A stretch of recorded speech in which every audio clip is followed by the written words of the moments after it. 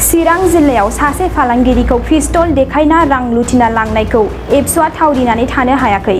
थांनाय सानसे सिगां चिरां जिल्ला खासिकत्रानि सासे फालांगिरि बिरन बसुमतारीखौ सिलाइ देखायनानै न'निफ्रायनो गोबां रां आरो सना लुथिना लांदोंमोन।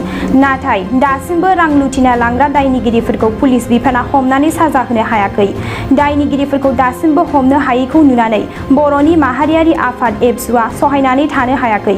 दिनै बेखौनो नोजोर बोनानै जाथायनि सायाव गोजौ थाखोनि नायबिजिरनाय, दायनिगिरिखौ थाबैनो हमनानै गोख्रों साजा होनाय आरो सरासनस्रा सुबुंनि जिउ, रां, रुफा, धोन सम्पथिनि रैखाथि खालामनांगौनि बायदि माखासे गोख्रों दाबिफोरखौ सिगाङाव दोननानै चिरां जिल्ला एबसुआ 2 घन्टा गोख्रोङै खुद्रिसारनाय आरो चिरां सिडली दख'रा एबसुनि मावखुलिनिफ्राय 31 नं राजा लामाजों बारस'नानै खासिकत्रा हाथाइसालिसिम हानजा सुरनाय हाबाफारि लादों। चिरां जिल्ला एबसुनि बानजायनायजों दिनै खासिकत्रा एबसु अफिसनिफ्राय खासिकत्रा बाजारसिम मोनसे खुद्रिनाय हानजा सुरनाय हाबाफारि लानाय जादों आरो बे हाबाफारिखौ बिनि थाखायनो लादों जे थांनाय साननैनि सिगां खासिकत्रायाव सासे फार्मासिस्टखौ न'सिम थांखिनानै बा न'सिम नोजोर होनानै न'निफ्राय रां रुपा आरो धोन सम्पति बेबायदि मोनसे दाखोर खालामनाय बेबायदि मोनसे थासारि जादोंमोन।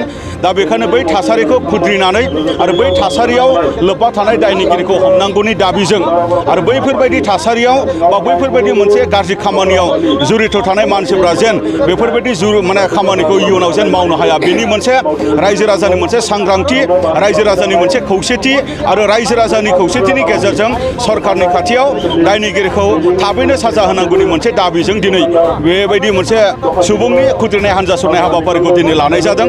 बेल' नङा, चिरां जिल्लायाव सा ओनसोलाव आमथेखा, मालिभिटा बायदि ओनसोलाव बेबायदि दाखाथि सिलाइ लानानै खालामनाय, लुथिं सिलाइ लानानै खालामनाय, सिखाव खावनो नागिरनाय बा मानसि गावथारनो नागिरनाय बेबायदि थासारिया दिनै जाफ्लेबाय थानो नागिरदों। बिनि थाखायनो सरकारनि खाथियाव बा पुलिस प्रशासननि खाथियाव जोङो गोख्रोङै दाबि दैखांदों जे खासिकत्रायाव जानाय घटनायाव जुरित थानाय दायनिगिरि बिथांमोनखौ थाबैनो गोख्रोङै हमनानै गोख्रों साजा होनांगौ आरो सा ओनसोलाव जि मानसिफ्रा दिनै थाखा दाबिनायनि मुङाव दिनै अस्त्र दिन्थिनानै दिनै दुम दाखाल खालामनो नागिरदों बा दिनै दुम दाखाल खालामनायनि नामाव बिथांमोना जेरैबायदि थाखा दिनै दाबिनो नागिरदों, बेफोरबायदि थासारिखौ गैया खालामनांगौ आरो सुबुंनि जिबन निरापत्तानि थाखाय, सम्पति निरापत्तानि थाखाय गोख्रोंनो मोनसे खामानि मावनांगौ होननानै जोङो दाबि दैखांदों।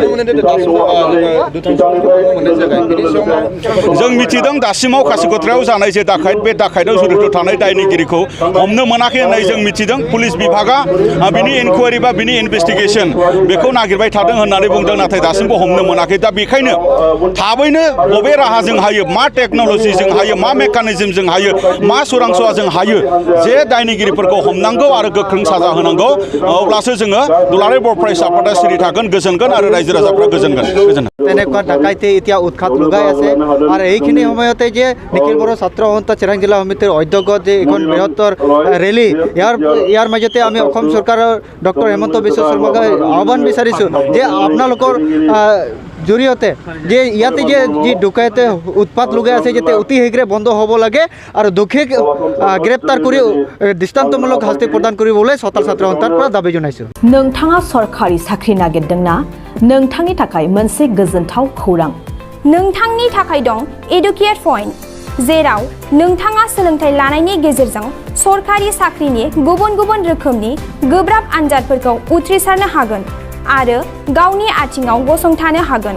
बे एडुकेट पइन्टआव नोंथांमोना SSC, bank PO, bank clerk, bank SO, UPSC, FSC, defence, railway, state insurance, एएअ, एडिअ एसिस्टेन्टजों लोगोसे स्टेट लेभेल जब आरो माखासे सरकारि साख्रिनि आनजादाव गोनांथि जानाय आयदाफोराव सोलोंथाइ लानो हागोन।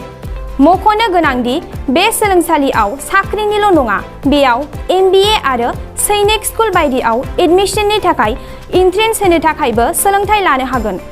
बे सोलोंसालियाव गाहाम थाखो खथानि सुबिदा दं आरो सम मथे नोंथांनि सोलोंथाइखौ बे सोलोंसालियाव होनाय जागोन।